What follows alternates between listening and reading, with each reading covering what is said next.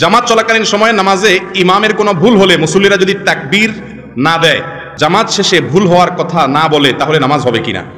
প্রথম কথা হলো তাকবীর দিবেন না, এটা ভুল প্রচলন। এদেশের 99% মানুষ এই ভুলটা করে। সেটা হলো ইমামের কোনো ভুল হলে মুক্তাদিরা পিছন থেকে কি বলে তার ভুল ধরবে? লোকমা দিবে কি দিয়া? সুবহানাল্লাহ, মাশাআল্লাহ। আপনারা তো জানেন, দেখা যায় সব শিক্ষিত এবং দিনদার এবং আলেম ওলামা মানুষ এখানে, মাশাআল্লাহ। কিন্তু এদেশে বেশিরভাগ মানুষ নামাজের পরে পিছন দিয়ে কি বলে? আল্লাহু আকবার বলে। নবী করিম সাল্লাল্লাহু আলাইহি সাল্লাম বলেছেন, আত-তাসবিহু লির-রিজাল ওয়াত-তাসফিকু লিন-নিসা। ইমামের ভুল হলে পেছনে মুক্তাদি যদি মহিলা থাকে তাহলে এভাবে হাতে বাড়ি দিবে, মানে ইমাম সাহেবরে বুঝাবে যে ইমাম সাহেব বেলাইনে চলে যাচ্ছেন। কথা বুঝতে পারছেন? আর পুরুষ যদি থাকে তাহলে বলবে কি? সুবহানাল্লাহ। আমরা বলি কি? আল্লাহু আকবার। আল্লাহু আকবার হাদিসে নেই, হাদিসে আছে কি? সুবহানাল্লাহ। এর আমলও খুব একটা চালু নেই আমাদের সমাজে, জানি না মানুষ।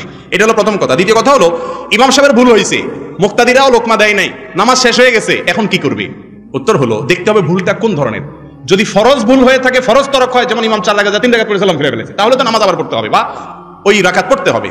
আর যদি ওয়াজিবের ভুল হয় আর সবাই কিবলার দিকেই ফিরে থাকে, তখন স্মরণ হয়, তখনও যদি লোকমা দেয়, ইমাম সাহেব যদি কি করে?